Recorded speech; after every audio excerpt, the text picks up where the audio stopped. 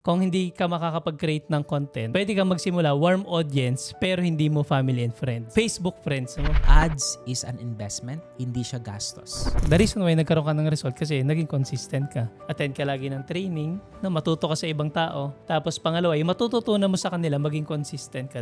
I-audit mo yung sarili mo. Ito bang mga task na ginagawa ko araw-araw para sa business na to ay nagbibigay sa akin ng result? Ikaw naman ang magtatanong, Coach Bibs. So sa current result mo, meron ka pa mga next na goal, no? Meron ka ba mga specific na question sa amin ni Coach Jay para specific naman do sa goal? Siguro coach, kasi dahil nga meron din akong team na nililid, hindi to tanong na personal sa akin, kundi galing din sa kanila na tinatanong din nila sa akin. So mas maganda siguro na syempre from our coaches, marinig nila, baka nandyan sila nakikinig or nanonood, ay marinig nila na babanggitin natin yung tanong. Siguro una, yung tanong niya kasi before, galing parang parehas kami ng experience ko siya. Galing din siya sa multi-level marketing, may Facebook page na siya. And then syempre dahil nga may mga binibenta na siya before, parang franchise owner siya ng isang company before. So meron na siyang binibenta dun sa page. Pero yung page niya na yon is about business pa rin naman. Pero tinigil niya na yon syempre dahil nag-start na siya ng Clicknomics. Ang tanong niya, paano daw kaya niya i-rebrand yung sarili niya? Kung magagamit pa ba niya yung page niya na yon? Tapos mare-rebrand, paano kaya siya mag-i-start over again ng branding na Clicknomics na siya? Yun yung tanong niya. Siyempre sabi ko, i-hold niya lang, baka maitanong natin sa live. Matutulungan kaya natin siya dun sa part na yun, coach. Click partner natin na ganun din yung naging simula, no? So, sa personal branding kasi na tinatawag, no? Yung mga tao is nagbibigayan ng trust sa tao or sa person kapag meron siyang nakuhang value. So, for me, magbibigay kong tip sa kanya is i-continue niya yung personal branding niya. Mataas yung chance na yung tao dahil nagdi-decide is dahil dun sa taong kausap niya mismo. Kumbaga yung trust hindi naman nawala. Nandun pa rin, nakip pa rin yun. So dun siya mag-focus sa mga taong until now, handa siyang suportahan, naniniwala sa vision niya, naniniwala na kaya siyang i-guide. So yun yung bigyan niya ng pansin. Sobrang dami ng taong pwede nating iserve and mas mapapalawak pa niya yung personal branding niya and yung audience niya by showing up. Kasi possible yun yung nagkikip sa kanya Kaya hindi siya talaga makapag all out, 'di ba? Makapag all in sa business niya. So, for me, yung mindset na dapat all in ka sa ginagawa mo is malaking bagay yon para maging successful ka dito sa ginagawa natin sa Clicknomics.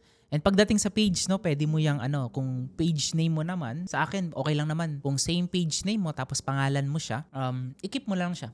I-retain mo siya. And continuously upload yung mga content na still nakakapag-provide ng value dun sa mga naka-follow or naka-like dun sa page niya. Yan yung mabibigay kong tip sa kanya. Yun, thank you so much, Coach Jay. Yung next question po, ito ay tinanong din sa akin ng isang affiliate natin. Ang goal niya is mahit din yung 100,000.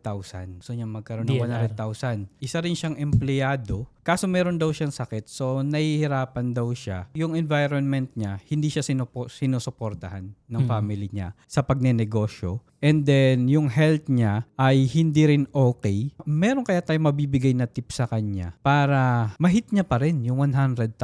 And may good news kaya si Clicknomics, mahit niya pa rin yung 100,000 kahit sa ganong status niya. Actually, meron tayong click partner na gano'n, no? Yung nagsimula siya, sabi niya ay hindi rin siya sinusuportahan ng family niya. Actually, hindi lang yung family niya. Pati yung mga na-alok niya na dati, ganyan. So, as in zero. Nada. No? Wala siya naging sale. Ang sabi niya sa akin, shinare niya, sabi niya sa akin, okay lang. Ang gagawin ko na lang ngayon muna, mag-focus na lang muna ako kasi hindi gumana sa kanya yung warm. Sabi niya, hindi gumana sa kanya yung warm. Mag-focus na lang muna ako sa ibang strategy. Basically, ginawa niya, create siya ng content. Tsaka nag-run siya ng ads. Kasi ikot lang yan. Kahit anong mangyari kasi, ikot lang yung promotional strategy mo sa tatlo. Para magkaroon ka ng result sa Clicknomics. Una, pwedeng manggaling sa warm audience mo. Pangalawa, mag-create ka ng content. Pangatlo, mag-run ka ng ads. So sa kanya, kung hindi nag-ano yung sa warm audience, family and friends, create ng content at saka yung sa pag-run ng ads, pwede siya mag-upskill pagdating doon. And pinaka-importante din kasi yung na-share mo. Syempre, nagkikreate ka na ng content, nagra-run ka ng ads, matindi na yung effort nun eh. Pero possible kasi hindi ka magkakaroon ng magandang resulta doon kaagad. So every time na mag-i-inquire, i-follow up mo na i-follow up kaagad habang konti pa lang. No? Diba sabi mo kanina coach, 150 pa lang dati yung budget mo sa ads pero may mga 10 na nag-i-inquire. Yung pag isa lang bumili, yung siyam, pina-follow up mo. So I think for me, ganun din yung pwede niyang gawin. No, kung hindi okay yung sa warm audience, create ng content at saka yung yung sa ads. Ito pa pala, matindi din, no? Maganda din. Yung tinuro ko sa sa rapid referral, yung pwede kang magsimula na kung hindi ka makakapag-create ng content, pwede kang magsimula warm audience pero hindi mo family and friends. Facebook friends mo. Facebook. Kasi Facebook friends mo, sigurado madami yan. Tsaka libre yun. Pero anong sasabihin mo? Sasabihin mo ba, bili ka ng product, araw-araw, ganun. Siyempre, mahirap ako magbenta nun. Ang gagawin mo, number 1, kung click partner ka, panoorin mo yung rapid referral natin, no? Strategy. Pero basically, gagawin mo lang doon, mag-engage ka. Mag-engage ka doon. Sasabihin mo lang na, kunyari kung ano yung reels nila, ano yung stories nila, mag-comment ka lang doon. Tapos eventually, hanggang makarating kayo sa conversation na ipapakita mo yung offer sa kanya. Pero hindi ko na ma-detail dito kasi step by step yun hanggang makarating sa papanoorin na nila affiliate link mo. Maganda panoorin ng buo yung abuti tayo 1.5 hour Pag shinare ko yung buong strategy sa Click University, sa rapid referral, hanggang makarating dun sa, by simply checking out yung nila, yung stories nila, yung reels, hanggang sa makarating na, ma-offer mo na yung mga products ng Clicknomics. I think yun, pwedeng dun siya magsimula. Sige, thank you so much, Coach Ban. Ngayon, Coach, meron akong mga fellow affiliates sa team namin. And then dahil nga nationwide tayo, meron sa kanila from Mindanao, from Visayas. And then na-experience ko to, mas fluent sila magsalita kapag syempre yung dialect nila. Parang pag nagsasalita kasi yung natural na isang Bisaya, pagka nagsasalita siya at tinatry niya mag-Tagalog, medyo hindi masyadong makuha yung content. So may binigay akong suggestion sa kanila. Bakit hindi ka nalang gumawa ng content na Bisaya? Nung pumunta ako ng Cebu, doon ko na-experience kasi may mga Bisaya na pupunta ng Manila tapos nakakausap ko ng fluent. Pero nung pumunta ako ng Cebu, hindi kami magkaintindihan pag Tagalog yung sinasabi ko. Yung mga tao doon, ibig sabihin, mas malaki yung market ng mga Bisaya no, kumpara sa Tagalog. So, bakit hindi na lang siya gumawa ng content na para sa mga Bisaya? Hanggang Mindanao yan, di ba? So, yun yung naging suggestion ko sa kanila, Coach. Meron ba kayong tip din na may bibigay sa kanya? Tama kaya yun? Gumawa sila ng content na pambisaya yung target market nila. Kasi mas madaling maintindihan, ma-explain nila sa tao yung products and services na pinopromote natin. I think maganda siya i-test. Hindi kasi natin masagot na mag-work siya o hindi hanggat hindi natin na test sa market. Pero I think worth it na i-test, no? Kunyari, kung pang Bisaya na content. Marami kasi mga sikat na na mga influencer, iba yung hindi Tagalog yung sinasabi nila, 'di ba? Pwedeng Bisaya, Ilocano, may nakikita ko ganun ng mga influencer. And nagba-viral din yung mga content nila. I think kung yung language or yung dialect na sasabihin nila, mas makakonect doon sa audience. So I think yun, Coach, pwede niyang i-test yun. Basta importante, kung i-test mo, dapat consistent. Dapat madami ng mga content. Kasi kunyari, nag-test ka, 1, 2, walang conversion. Possible talaga, wala kasi kukunti. Hindi kukunti. Lalo na kunyari, kung nag-post ka, konti pala nakita, hindi mo pa masasabi, hindi pa sufficient enough yun kung nag-work siya o hindi. Ikaw, Coach, ano yung mo doon? Pero sa akin, maganda i-test. Magandang i-try. And yun yung dialect na barrier, no? Sa akin, pwedeng gawin kung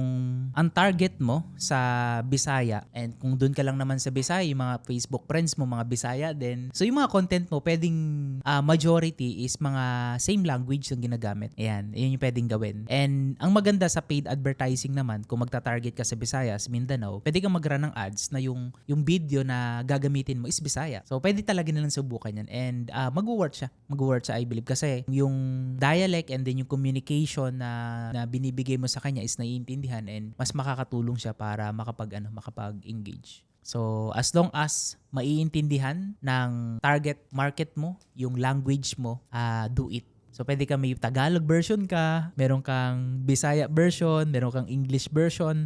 Depende na lang sa mag-i-inquire sa'yo, anong version ka ba? Okay, sige.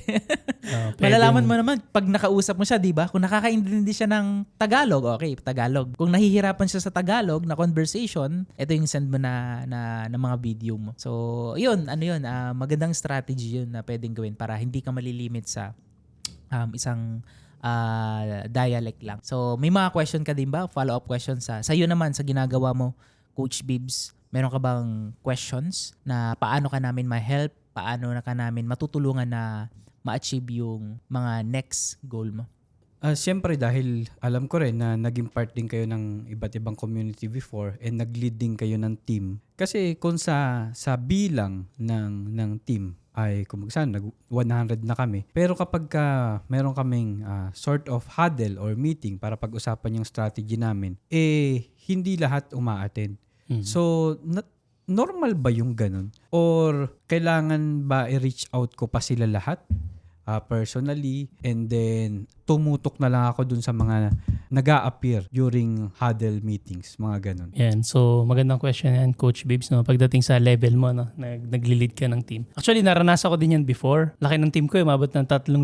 Pero na-attend lang sa meeting, mga 20, ganyan, 30. So, sabi ko, bakit gano'n? Naubos. Ang nangyari kasi na, naging mali ko na. Hindi ako nag-build ng rapport, ng relationship sa kanila. So, ang ginawa namin that time, imbes na hindi kasi kapag gano'n kasi inactive, hindi ubra yung magbo-broadcast ka lang sa GC. Babalikan mo sila isa-isa. Chat mo sila, kamusta, ganyan. Kapag anytime kapag gusto mo bumalik, yan, nandito pa din kami. Yan, and welcome na welcome ka kapag gusto mo na ulit magbenta, mag-promote, tulungan ka namin pag gusto mo etc. No? So yun, napansin ko, coach, nung ginawa ko yun, nag-10x yung active, and syempre medyo makain sa oras, no? Pero worth it siya kasi yun nga atin. Pero wala kang magagawa kasi dun sa mga tao na syempre they decided na talaga na mag-stop na, or they decided na talaga na maglaylo muna. Wala kang magagawa dun eh. Pero very important sa part mo na mag-reach out ka sa kanila. Malaking tulong yun, coach. Babalik sila. Tama. Yung personal touch or personal reach out sa kanila is malaking help yon. And isang reason din, possible to na kaya hindi sila nag-show up. Nahihiya sila. Kasi kung matagal na silang hindi umaattend sa'yo, nahihiya sila. So, ayun, magandang tip yung binigay ni Coach pa na pwede mo silang isa-isahin kamustahin. Kung hindi pa naman ganun kalaki, let's say less than 1,000 pa, or si Coach Ban, 3,000, di ba? So, inisa-isa niya yon. So, kung nagsisimula pa lang naman yung team mo at talagang very eager ka na i-help silang lahat, pwede mo silang i-reach out isa-isa. Bukod sa pagkamusta, pwede mong balikan ulit or tanungin sila. Balikan natin ano yung dahilan bakit mo ginawa yung negosyo. So, ibalik mo ulit, ano ba yung reason why mo? May question lang ako, friend. Friend, kamusta ka na? Nakalimutan ko na kasi yung napag-usapan natin last time. Ano nga ulit yung reason why bakit mo ginawa yung negosyo na sinimulan natin? So, magsasabi yan. Ganito, gusto kong makapag-pour good kasi sobrang busy dito sa abroad.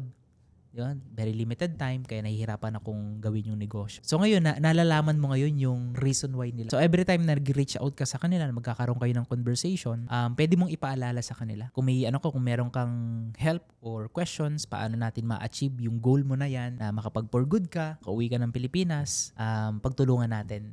Anytime, sabihan mo lang ako pag ready ka na para makapag-strategy tayo. So, kumbaga, tayo is nagre-remind sa kanila. Yan yung maganda na nagiging reminder. And yung mga reminder na yon sa una, hindi natin mapapansin. Yung iba kasi dyan, pwedeng hindi ka replyan. Alam nila na very consistent naman itong si Coach Bibbs. Kitang-kita ko talaga yung heart niya na tulungan ako. Nakakahiya man na hindi ko siya replyan. Ready na akong replyan siya.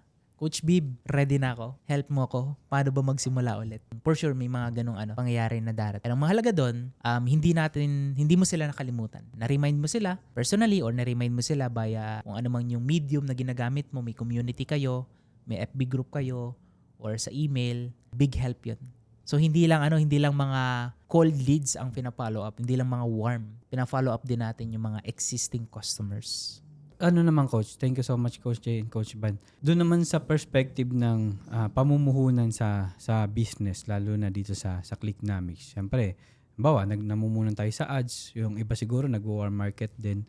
And then, siyempre, namumuhunan din sila doon. Ang perspective ko kasi ng sales, may mga araw talaga na lugi. And then may mga araw na malaki talaga yung kita. Tama ba ako doon? Dapat laging kumikita araw-araw. Doon sa pagbabudget ba yan sa ads? Yes, sa ads, Coach. O kung may ibang gasto kasi baka yung fellow entrepreneur natin ay nag-war market, gumagasto din siya doon. Ako kasi personally, sa ads ako. So kung gumagastos ako sa ads, tapos dapat ba ay araw-araw ay kumikita ako o may time talaga na okay lang na hindi mag-return yung nagastos ko sa ads kasi baka sa ibang araw babawi naman siya na mas malaki. Ako ang mindset ko dyan, yung, kasi possible, dalawa lang kasi pwede mangyari sa ads mo Pwede maging profitable or pwedeng hindi.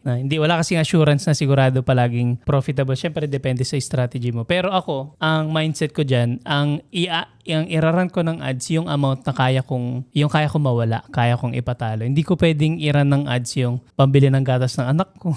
Hindi ko pwede pang-run ng ads yung pambayad ng tuition. So, basta kung ano yung kaya ko ipatalo. Yun. Kumbaga, kahit ano mangyari, okay lang. Ngayon, normal din na mangyayari yon na may mga times na panalo yung ads mo, may mga times na hindi. Pero kailangan mong bantayan kung okay pa yung metrics. May mga times na mananalo, may mga times na matatalo, pero kailangan mo kasing mag-adjust palagi. Normally ngayon kasi ang adjustment natin sa content, no? Sa content. So kung hindi siya profitable, hindi ibig sabihin nun na mag-i-stop ka ng ads. Actually, hindi maganda na i-stop yung ads kasi papangit lalo yung data na makuha mo. Maganda na papalit ka lang ng content. Tapos doon papasok yung tinuturo ni Coach Jay, yung scale tsaka stay. I think mas maganda masasagot ni Coach Jay. Sige. No? So pag-usapan natin yan yung kung nandito ka man click partner, no? So yung pag-ads, different mindset kasi pag nag-paid ads ka na.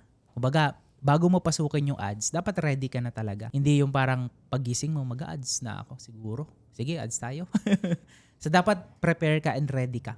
And yung mindset sa pag-ads is talagang dapat alam mo yung ginagawa mo. So kaya meron tayong training bago mo gawin yung ads, merong training, proper training na magsasabi sa'yo ito yung mga dapat mong gawin at iwasan sa Facebook ads. Ayan. Ads, number 1, hindi siya gastos.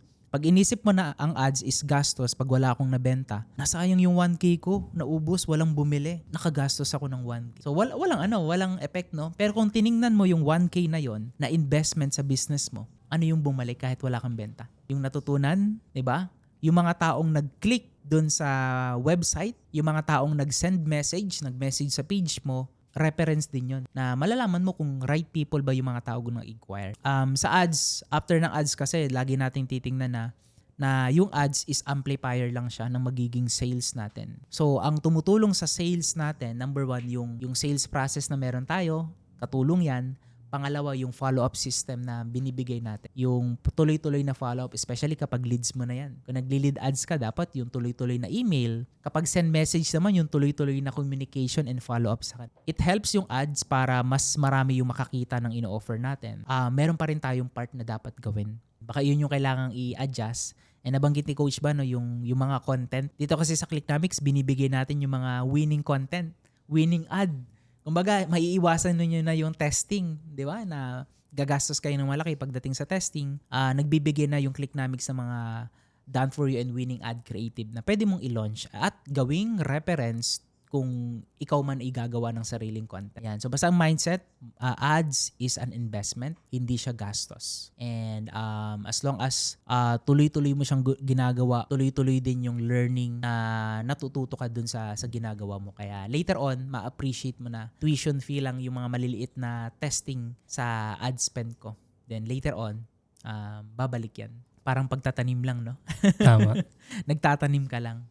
Yan. Tapos, dapat hindi lang basta tanim. Didiligan, ino-nurture, and aalagaan. Siguro last question na lang to. Ito naman ay patungkol sa pag-handle ng customer concern. Kasi yung mga customer, syempre, nakakakuha tayo ng content yan para mas ma-improve pa natin. Paano nyo ba ginagawa dito sa management ng Clicknomics na itong comment na to makakatulong at itong comment na to naninira lang to, negative lang to. Kasi may mga ganun eh. Once na ang mga affiliate, and ako din, magawa na ako ng content for the product or services, lagi may tao na may gustong sabihin, kahit hindi niya naman talaga alam yan, na magko-comment lang ng mga negativities. May mga ganun, di ba? So, paano nyo kaya pinifilter na, ito ay importante to para mas mag-improve pa yung Clicknomics, yung management. Ito, panira lang to. Paano naman natin i-handle yung mga panira? Ano yung masasabi natin doon, coaches? Paano yun, Coach? Bali ang question mo kapag may mga nagko-comment. Pag may nagko-comment kasi may nakukuha din tayo para mas mag-improve tayo. Okay. Pero may mga tao na out of nowhere, nagko-comment ng negativity lang. Gusto lang mag-share ng negativity kung ano-ano. Kung opportunity, negative about opportunity. Kapag product, negative about product. Magko-comment lang dun sa content. Pag nagko-content creation na ako and yung mga fellow affiliates natin, mai-experience kasi nila yon. Okay. Baka panghinaan sila ng loob. So, paano ba ginagawa ng Clicknomics? I-manage yung mga ganun. Ito kukunin namin para mas mag-improve. Ito negativity. Paano ko i-handle tong negativity na to? Kumbaga, paano yung magiging take kapag kunyari, nag-create ka ng content tapos may mga negative, no? Na nagko-comment. So, napakinggan ko yan sa isang si Pat Flynn. Kilala ko si Pat. Si Pat Flynn, ganun din. Kahit anong content gawin niya, merong mga positive, mga grateful do sa content. Meron din mga negative. So, nung una, ginagawa niya, pinapansin niya lahat. Dinidibdib niya lahat. Nire-replyan niya lahat. Tapos eventually, napapansin niya, nauubos yung energy niya dun sa mga tao na yon.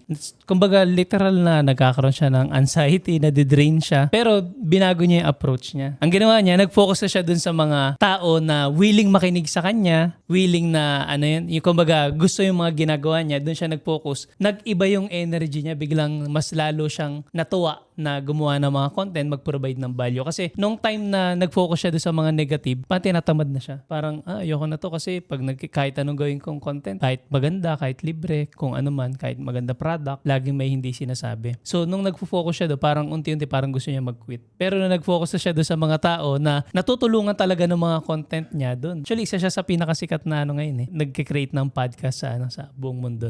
Sa US siya. Pero Pinoy, Pinoy blood siya. So, ayun, I think yun pwedeng ganong titingnan sa ganong bagay. Hindi mo, lalo na kasi sa panahon ngayon, pag titingin ka sa social media, lahat yan, halo-halo yan yung kahit gaano kaganda yung content, kunyari may mapapanood ka, makikita mo dun, meron talagang hindi maganda na sasabihin Mas mag-focus ka dun sa mga tao, tingin mo matutulungan mo. Kaysa dun sa magbibigay ka ng energy, papansinin mo yung mga hindi naman makakatulong sa growth mo. Coach, ano ba yung take mo doon kapag may mga create ka na content tapos hindi maganda yung engagement. Amplifier yon sa content mo. Kumbaga mag-thankful ka. Replyan mo man sila, wag mong awayin. Thank you for your comment. God bless. Tama. Wag mo silang awayin kasi engagement yan sa social media. Siguro yung pwede dong makuha kung tingin mo yung comment is suggestions, feedback, yun pwede mong kuhanin yun. Doon tayo pwedeng mag-adjust, doon tayo pwedeng mag-improve. Pero pag negative lang talaga ang gustong ibigay ng nagko-comment, consider as engagement. Thank you and God bless. Yun yung reply mo sa kanya. Pero wag mo nang replyan lahat. Hindi mo kailangan bantayan lahat ng negativity dun sa content mo. And masasawa din sila sa kaka-comment ng negative kasi kung lagi mo yung papansinin, yun nga, sabi ni Coach Man, pwedeng maapektuhan yung yung energy mo. Lalo kapag sa umaga yun yung gagawin mo, magbabasa ka ng comment dun sa sa post mo. So maganda kung gumagawa kayo ng content, maganda na gawin niyo siya sa early morning. And mag-engage kayo siguro afternoon sa gabi na para hindi ka masyadong hindi ka masyadong maapektuhan ng mga negativity, no? And mas focus ka. So, pero sabi ko nga yun, kung suggestion yung comment and feedback yung comment, tinitake yun ng management. Kinukuha yun para mapag-usapan and ano yung pwedeng ma-adjust, ano yung pwedeng ma-improve. Yun yung namin dun, process. So, tayo naman coach, no? Yung magtatanong, I think last question na ni Coach Bibbs yun. So, meron kaming isang question ni Coach Ban. This year, 2026, Coach Bibbs, ano na yung goal mo this 2026? Bago mag-end yung 2026. Ano yung vividly nakikita mo na makukuha mo this 2026? So, strategically, and ang gusto ko talaga, ang goal ko, and namin, ng asawa ko, this 2026 ay, una, makatravel kami abroad. And then, gusto ko kasi ako yung una na maging milyonaryo sa immediate family ko. So, it's a sign and a symbol para sa amin na, ay, maganda to. And then, yung parang mayroon ng unang milyonaryo sa family sa ganitong online business. And then, marami din mai-inspire ako, syempre, ng mga tao, especially immediate family ko, matutulungan ko. So, yun yung goal ko as in this 2026. No? So mahaba-haba pa naman pero pinaplot ko na ano yung mas mapapabilis ko ma-hit yung mga goals ko na yun. Ayan. So, ang goal mo, 1 million, no? Yes. Paano mo siya nakikita, coach, na may hit? Pwede share mo sa kanila, no? Baka gusto din nila ma-hit din yung 1M. Ano yung nakikita mo na pwede mong gawin para ma-hit mo siya? Para ma-hit mo siya ng 2026? So nabanggit ko na to earlier, no. So kasi yung na-hit ko, syempre, sabihin natin naka 200,000 na tayo, mahigit. Portion na yun ng 1 million, 'di ba? So, ibig sabihin, kung nagawa ko na yun, alam ko na yung certain strategy para ma-hit yung 100,000, 200,000. So, gagawin ko na lang times 5 yun, di ba? So, ibig sabihin, babalikan ko lang yung mga specific na task na ginawa ko noon, nung ma-hit ko to, tapos ita times 5 ko yung effort. So, may hit ko siya by 2026. And yung mga strategy na yun, nabanggit na natin coaches kanina. Ayan, yun. Thank you, Coach Bib, na sa pag-share. And sino dito yung marami ka natutunan sa mga shinare ni Coach Bibs, Coach Francis, no? Kanya type number 2 in the chat. Marami ba kayong natutunan Ayan. kay Coach Bibs? Na-inspire ba kayo? Ayan, sa kanyang story, sa experience. Ayan. And ano yung takeaway nyo? Pwede bang i-comment dyan sa Zoom yung takeaway nyo? Kahit one sentence, one word na natutunan natin. Siguro ako, babalikan ko yung conversation natin kanina. Isa sa mga kuha ko doon na lesson para sa akin is yung sa pag ninegosyo kasi kapag pinasok mo yung entrepreneur, ang unang-unang pumapasok is paano ko makakabenta. Yun yung unang goal, di ba? Paano ko makakabenta ng marami? Kasi negosyo to. Kailangan may benta, which is walang mali. In business, kapag wala kang benta, anong mayari? Patay ka. Sales is the oxygen of our business. Pero nakakalimutan ng iba is yung instead na sabihin nila na how can I sell, ang natutunan ko kay Coach Bib is how can I serve? Paano ko makakapagsilbi? Paano ko makakatulong sa ibang tao? By product and rewards na lang talaga yung mga next nun, Coach Bibs. Kasi maganda din sa business opportunity natin na ginagawa is helping people. So, nagiging successful ka nang hindi lang ikaw. Nagiging successful ka na idadamay mo yung maraming tao kasama mo. So, yun yung takeaway ko, Coach Ban. Ako, takeaway ko doon sa mga shinare ni Coach Bibs kanina, yung consistency. Di ba sabi mo nga mabilis ka sumuko before. Pero the reason why nagkaroon ka ng result kasi naging consistent ka. This time di ka na pumayag na hindi ka magkakaroon ng resulta. Nabanggit mo yung may panata ka, di ba? Yun, I think maganda yung magandang takeaway yun na dapat mag-promise ka sa sarili mo na kapag nakuha mo na yung opportunity na gusto mo, dapat maging consistent ka. Kasi yung opportunity nasa paligid lang yan eh. So ang importante doon, paano mo pangangalagaan, no? Yung opportunity na binigay sa'yo, paano mo pagyayamanin. So, yun, number 1 doon, dapat consistent ka. Tsaka yung dapat matuto ka makinig, no? Yung sinabi mo kanina. Bukod sa dapat maging consistent ka, kaya lang pag hindi ka naman natututo, hindi mo alam kung saan ka magiging consistent eh. Pag wala kang learning. So, yun, attend ka lagi ng training, no? Matuto ka sa ibang tao.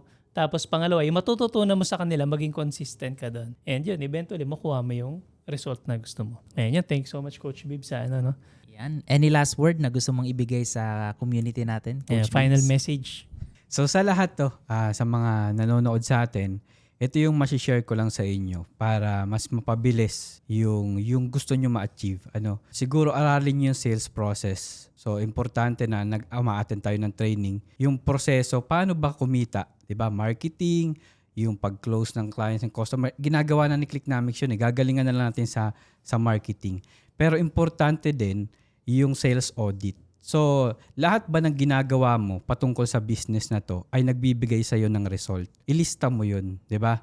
I-list down mo lahat ng ginagawa mo. Kung araw-araw o linggo-linggo mo tinatrabaho tong business na to, ay ilista mo lang lahat ng ginagawa mo. I-audit mo yung sarili mo. Ito bang mga task na ginagawa ko araw-araw para sa business na to ay nagbibigay sa akin ng result? Kasi kung may nagbigay sa'yo ng result doon sa mga task na ginawa mo, yun ang fokusan mo, di ba? Tutukan mo ng gusto at galingan mo pa. Kasi yun yung tawag natin doon. Yun yung sales strategy mo na tinatawag. So ito pala yung lahat ng task ko. Ito yung nagbibigay sa akin ng result. Kaso nauubos yung energy ko doon sa mga bagay na hindi naman nagbibigay sa akin ng result. So i-eliminate mo muna yon or bawasan mo ng konti at dagdagan mo doon sa mga list ng mga task na nagbibigay sa'yo ng result. Doon kasi mas mapapabilis mo yung pag-succeed mo sa gantong klaseng business. Yun lang mga coaches. Thank you so much.